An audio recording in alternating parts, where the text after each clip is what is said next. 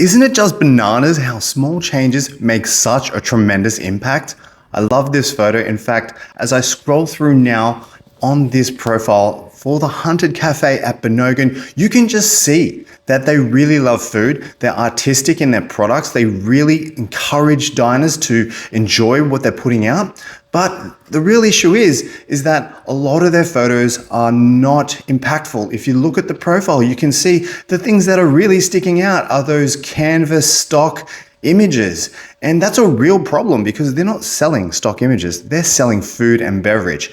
As we scroll down the profile, you can see some of these photos are just food, some of them are just beverage, and some of them have people and food and beverage in them. Which ones do you think are having the most impact? For me, it's the ones that have the beautiful smile, someone holding up a coffee, a milkshake, someone eating food. For me, it's that kind of narrative, that story that they should be bringing into their socials. What I do love about this profile is that they've got their palette down.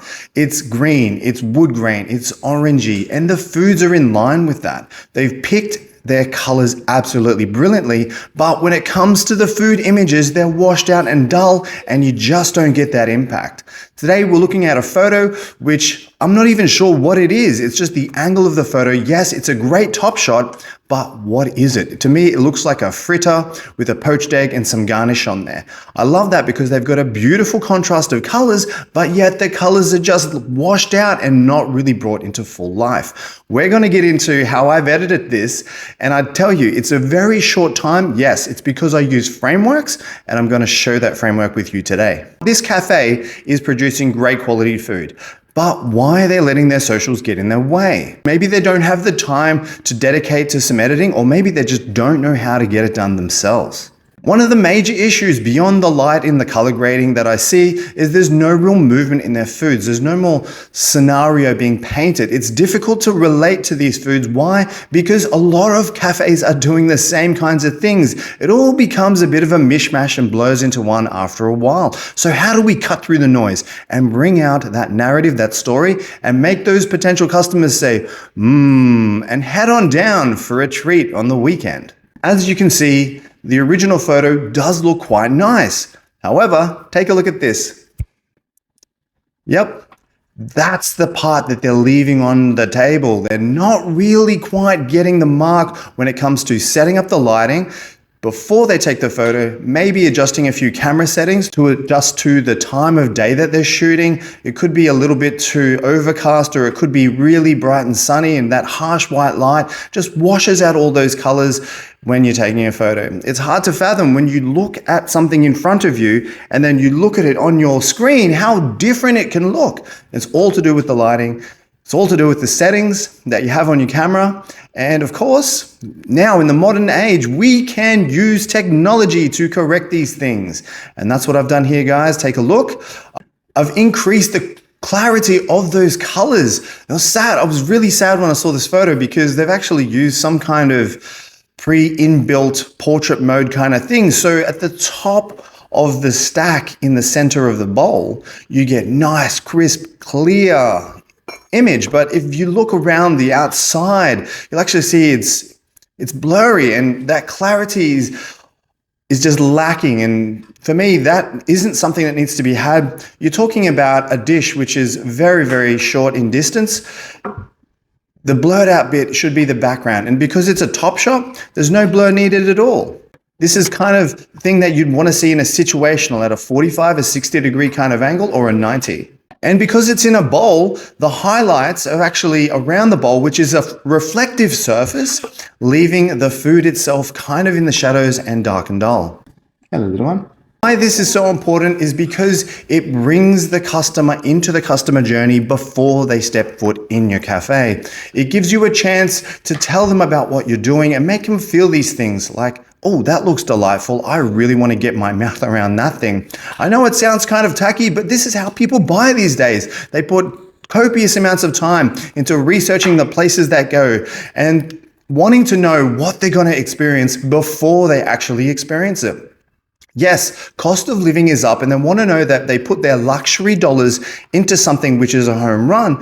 Social media, paid ads, email advertising is a surefire way to educate them so that they can get the experience in advance, then build anticipation when they finally arrive at your place. Not to mention, it's just another way to communicate with prospective clients and customers before you actually have to spend time with them, educating them in your coffee shop. So I've encouraged those colors to come out. I've dimmed those shadows. I've brought down the highlights so that the colors in the stack are the things that you actually see. One of the biggest distractions that I've seen was that flower on top. Yes, it looks absolutely marvelous. Most people don't eat these things. It's just a garnish, and I can really understand why they put it there because it looks beautiful. However, it really detracts away from the foods itself. What should be highlit is the actual foods. Maybe this would have been better done at a 45 degree, looking across the food. To create that movement, you could actually create a video where you have people, such as a young lady wearing a white shirt or a contrasting colored shirt to their color palette, which is green, that browny, orangey, burnt color, and some wood grain. And then you actually move in slowly as she's taking a bite. Or you could use a family scenario, same situation, moving in slowly, people are enjoying things, and then panning across the scenario in order to capture the essence and the emotion of the experience as it happens, whether it be laughter, yummy sounds, taking bites, eye rolling, all that kind of stuff. Now, if you're wondering if I'm using that technique right now with my daughter, no, she's a free spirit. It's just easier to work with what I've got rather than to fight it. Now, once you've got the lighting sorted and your camera setting sorted and you take that photo, and yes, you are going to have some shadows. You are going to have some highlights that you don't want to have. You're going to have some washed out colors. It's time to go to Photoshop Express and begin the dehazing process. As I said, bring those colors out, reduce the overly harsh white light, reduce the shadows in the places you want, balance those colors, and voila, you have something that tells a story, that brings emotion out into the marketplace, brings down the barrier to entry because yes, there are a ton of cafes wanting to cut through the noise and capture the existing market. There's a limited amount of people and an abundance of cafes all looking to do the same thing as you. By doing this, you might think, yeah, I'm going to get lots of likes and shares. That's not the goal. The goal is to build relationships and increase the spend of the people that are in there. Why? Because they have more trust, value in you. They understand that you're bringing stuff to market. It's presented well. It's genuine, and it's congruent with all of the touch points that they've had along the way, whether it be through social media, a paid advertising through social media, and email marketing, and then of course, when they come in, the interaction that they have with you, your staff, and your products.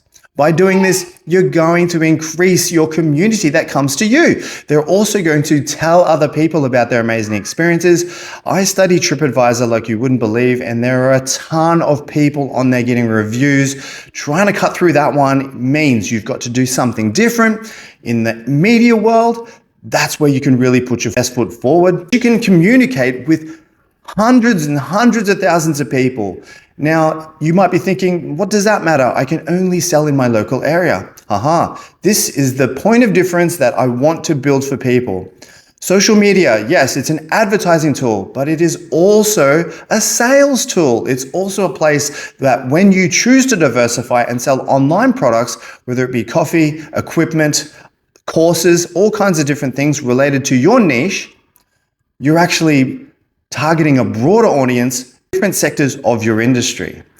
This is something I believe is called an asset, and when you have an asset, it's highly valuable. It's not just a job. It's not just a daily rigmarole. It breathes fulfillment into your brand, into your customers, into your team, into your suppliers, and that's really positive for our industry. Imagine if you were the kind of person who did that. How good would that feel? And best of all, how amazing would that affect your bank balance?